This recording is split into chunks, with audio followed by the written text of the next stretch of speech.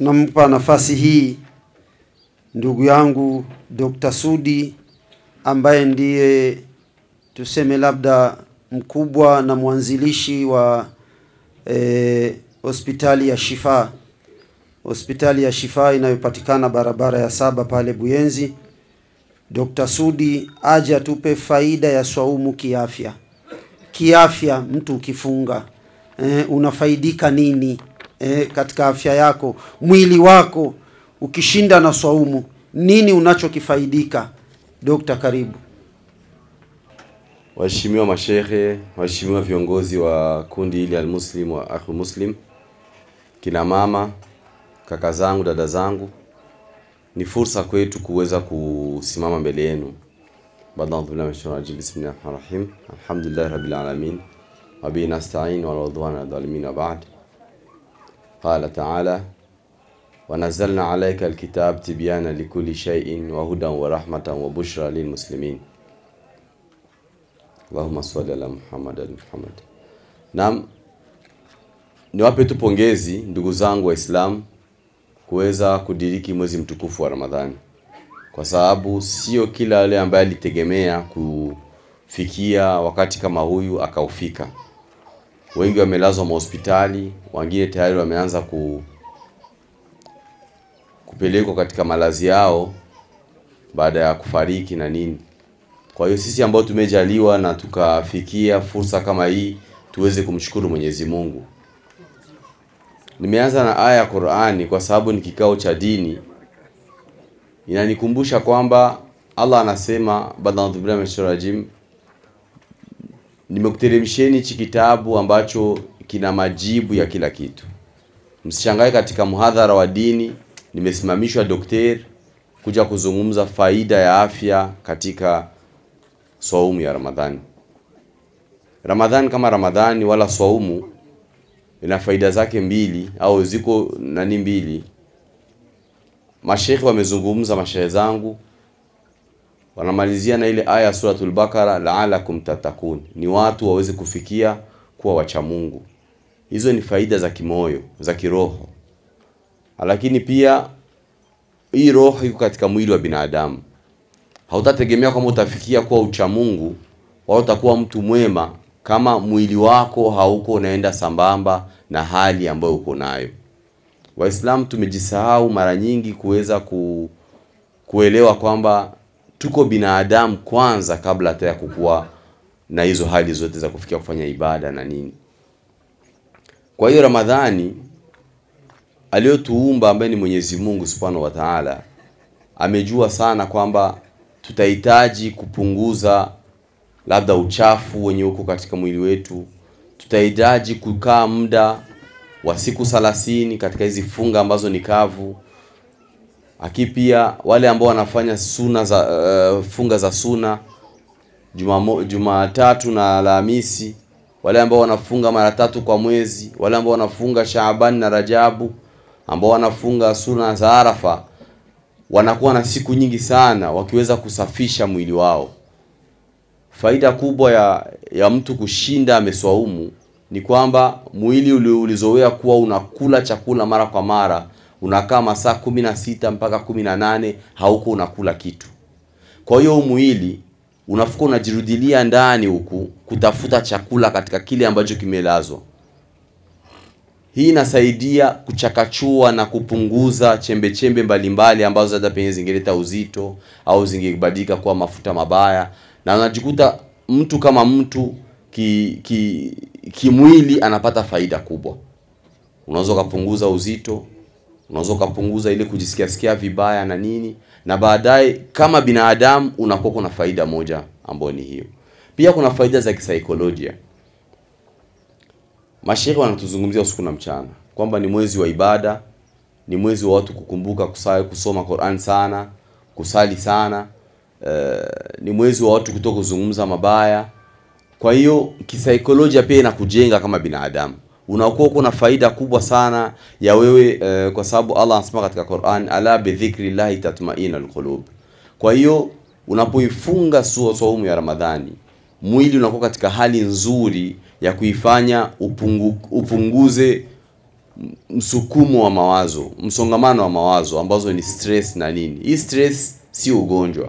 Stress ni sababu miongoni mwa sababu zinaweza kumfanya mtu kufikia magonjwa mbalimbali. Tunapozungumza magonjwa, si malaria, si typhoid, si hizi infections za mdamu nasikiaga. Ni haya magonjwa yasiyoambukiza. Magonjwa ambayo yanakuja kutokana na nini? Na tabia yetu ya kula.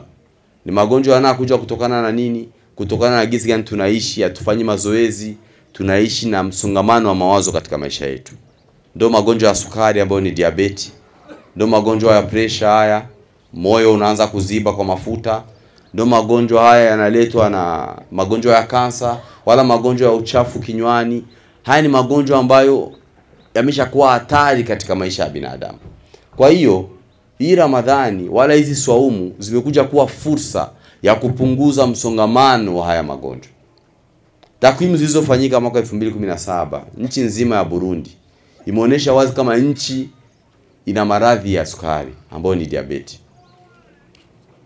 Kilichoshangaza na kusikitisha watu ni kwamba sehemu ambapo katika zone zilizo katika nchi ya Burundi, namba za watu wanaoumwa magonjwa ya sukari ilikuwa ni mji ni zone inaitwa Buyenzi, ambapo Waislamu ni 95% au zaidi, hata karibu 100. Inakuwaje penye pana Waislamu wengi wameumwa magonjwa ambayo ni yasiyo kuambukizwa? Jibu liko lepesi. Hao Waislamu wameshindwa kukontrole sahani zao. Hao Waislamu wameshindwa kutoka katika viti vyao kuweza kutembea polepole. Kina mama wanashinda wanafuma, wengine wanashinda watengeneza vitumbua, wengine kina baba wanashinda katika makahawa siku nzima, mwezi mzima, watu hawafanyagi mazoezi. Haya magonjwa ni kutokana na hizi tabia zetu. Na inapofikia na Ramadhani ndo kabisa tumezidisha. Meza yetu inabidi iwe na juisi nzito ya sukari, chapati nyingi zimepikwa na sukari na mafuta mengi na mayai na maziwa. Tambi zetu hatuzichemshi tu, tunazikaanga na tunatia na sukari. Wengine na maharage wanatia mafuta mengi na sukari. Ni kawaida, imekuwa kawaida na mpaka imekuwa ni ustaarabu katika maisha yetu. Na mtu anapomaliza hapo inabidi atulie sehemu kwanza, tafutika citro kabaridi au kakoka kabaridi. Mtu akipata wageni, akiona akiwapa maji wala akiwapa chai haijatosha, sio heshima. Inabidi waulize utakunywa soda gani? Wala utakunywa jus gani? Dunia nzima takwimu kama hizi kama zimeendelea ni kwa wale ambao wameshindwa kujidhatiti katika hizi hali. Sasa tunapoifunga Ramadhani, mimi kama daktari ambaye ninatizama mwili, najiuliza kwa nini Waislamu wanashindwa kuprofite na huyu muda ambao tumepewa na Mwenyezi Mungu. Jinsi tunavyokaa muda mrefu tunasali, tunasoma Qur'ani, pia tungechukua muda wa kusema tubadilishe sahani zetu. Tufuturu kitu kidogo. Tumeambiwa katika sunna, nitende kidogo na maji. Baadaye utarudi ule chakula chako kizito ulichozoea kula na utaishi salama. Tumepewa matakrima usiku na mchana. Ni mafunzo tumepata ya kupeana takrima katika mwezi mtukufu wa Ramadhani. Lakini unajikuta kwa sababu inabidi twende kula sehemu ni mbali kidogo na nyumbani, ni mbali kidogo na msikitini, inabidi tule chap chap. Watu wanakula mbio mbio, hawatapati muda wa kutafuna. Mungu ametumba na hii meno 32 ili meno kazi yake kubwa ni kuweza kutafuna chakula. Sasa mtu kama utafuni chakula kitaenda vile vile ni kizito tumboni. Utawasikia watu wengi katika mwezi mtukufu wa Ramadhani, tibana mimi tumbo linakataa, tumbo linabana, niko na gesi kubwa. Hakuna kingine, umeleta chakula kizito katika tumbo. Watu wakifika katika matakrima hawezi wakajikontrole. Kila ambacho atakakuta pale inabidi ale. Ukiwa uko na msimamo, utajiambia kwamba kuna vile nakula kuna vesili.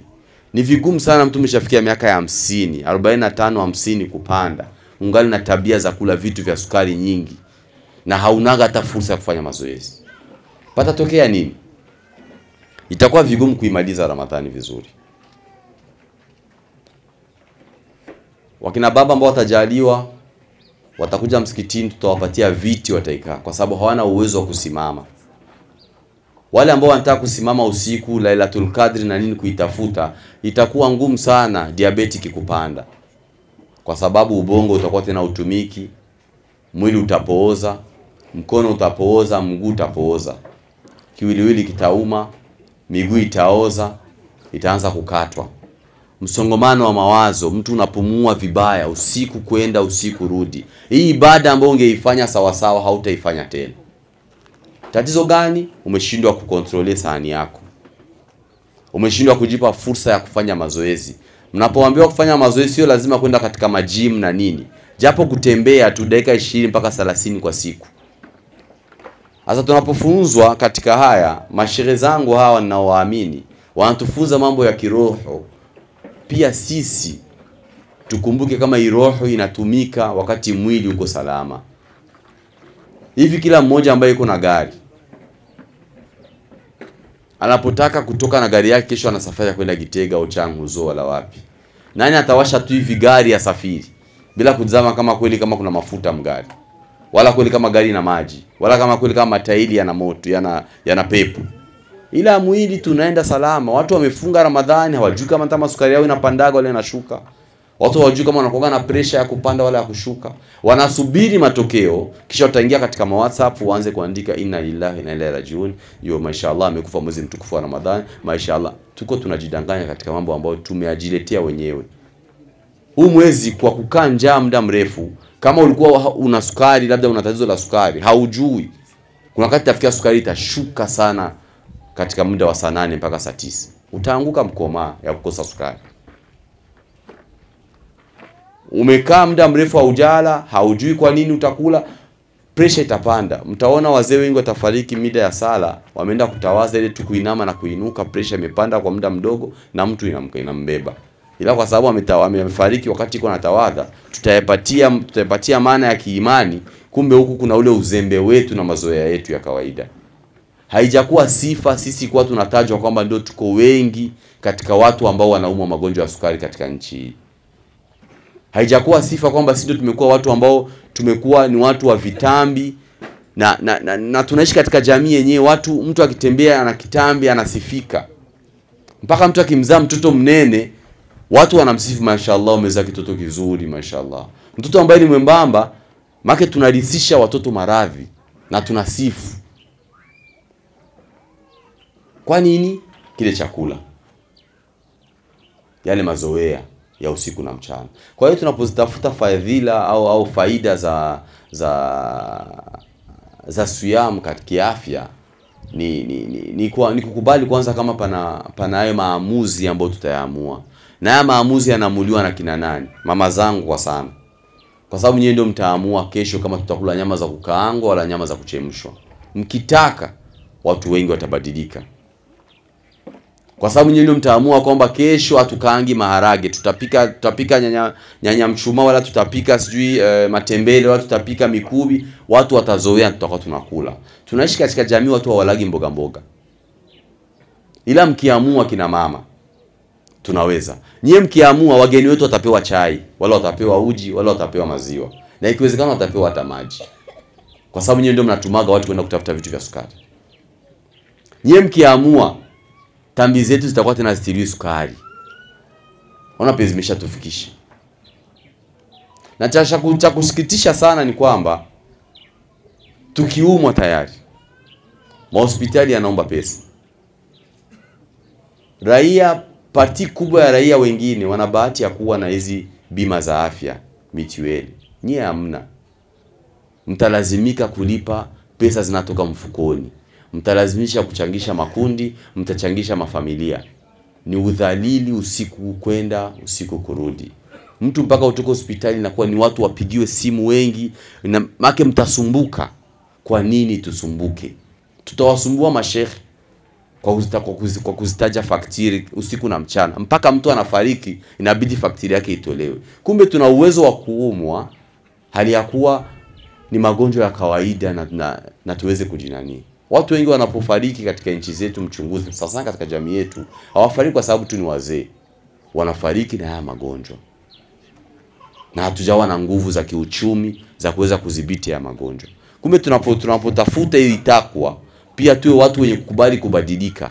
Tuyachukue maamuzi ambayo ni magumu kweli, lakini inawezekana tukayachukua. Kama wazazi nyumbani, kama wazee, kwa kushauriana pia kijamii.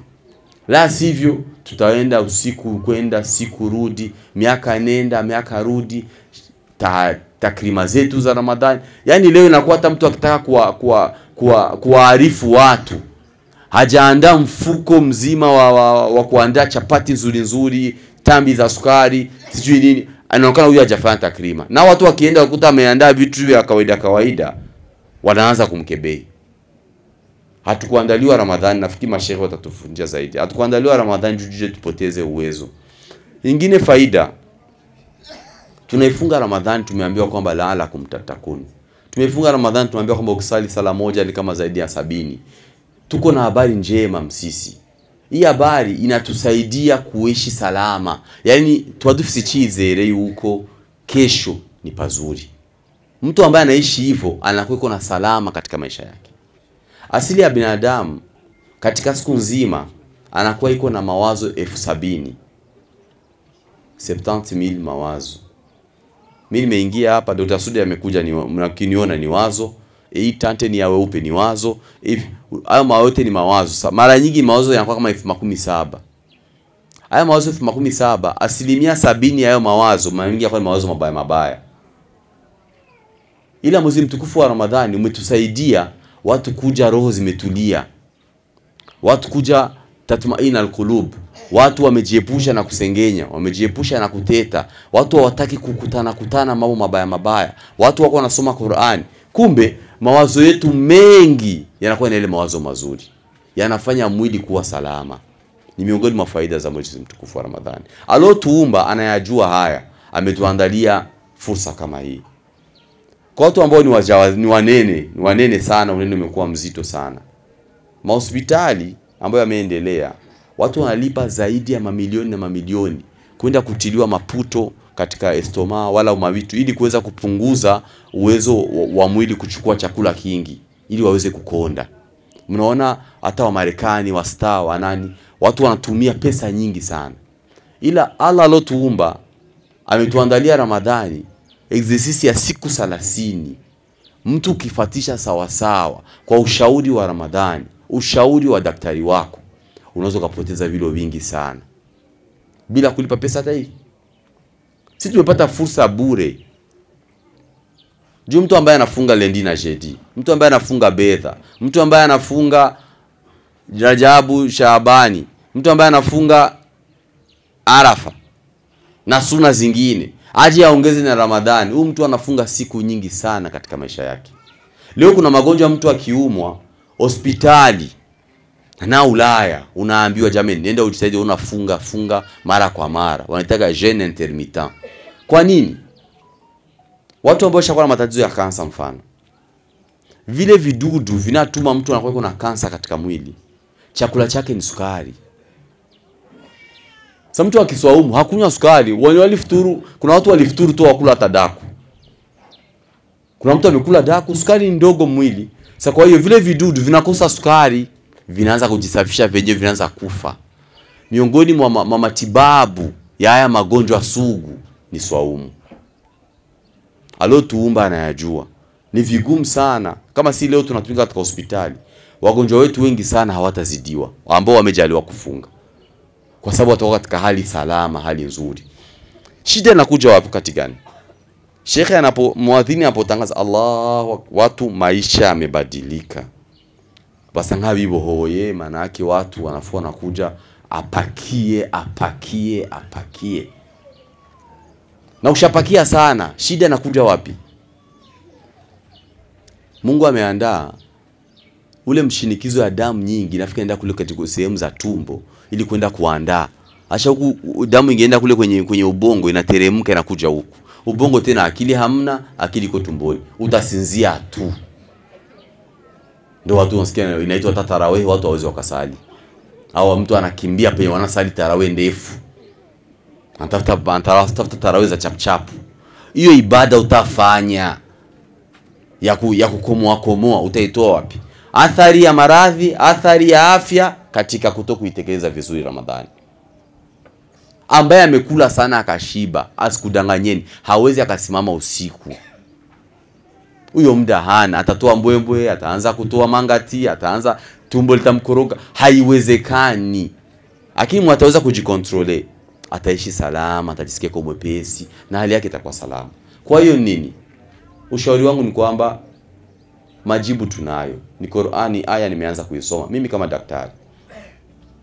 Wanazalna alayka alkitab tibyana likulli shay'in wa hudan wa rahmatan wa bushra lilmuslimin. Hichi kitabu ambacho tunacho kina majibu ya kila kitu. Ni sisi tu tuamue kituongoze. Madaktari kutoka Japani, kutoka wapi, wamegundua kwamba kuswaumu mara kwa mara vinaleta tiba katika miili yetu. Miguu itakuwa tena haiumi, viuno vitaanza kupunguka uzito na nini. Kumbe tuchukue hii fursa jameni. Tuache matabia ya kunywa majuisi. Labda niulize mama zangu, unapotaka kufanya juisi litre 2 au litre 1, unatumia machungwa mangapi? Hajat, Maiga. Kwa haraka ni kitu nataka kueleza. Ni kama machungwa mangapi? Lita 1. Machungwa 5. Tushike kama 7. 5. Kajuisi ka lita 1 ile baada ya sala ya saa 12 kabaridi unaweza kanaishi. Naambie nani anza kala machungwa 5 kwa mpigo? Kwa nini machungwa 5 ya kushinde kajuisi ukamalize? Na ndio kiomeko amue iko nani? Kumbe tuwe na tabia ya kula matunda. Unapotaka kula tunda lenyewe. Hizi juice zinatudanganya, tunakuwa tumekula vitu vingi vya sukari kwa mfululizo kwa muda mdogo. Kwa hiyo ni hayo jameni. Niombe tu tuweze kuwa na uwezo wa kuweza kubadilika. Kina mama watusaidie sana. Mkiamua nyie hii jamii nzima mtaikomboa. Na ni maamuzi ambayo yanaomba kutokurudi nyuma kwa sababu maradhi yana bei, ya maradhi yanatutesa katika manyumba yetu. Kwa hiyo naomba Allah Subhanahu wa Ta'ala aweze kutujalia afya njema na tukubalie Ramadhani yetu na atujalie tuwe waja wenye kusikia na kuweza kutekeleza inshallah. Naam, salamu alaykum wa rahmatullahi wa barakatuh.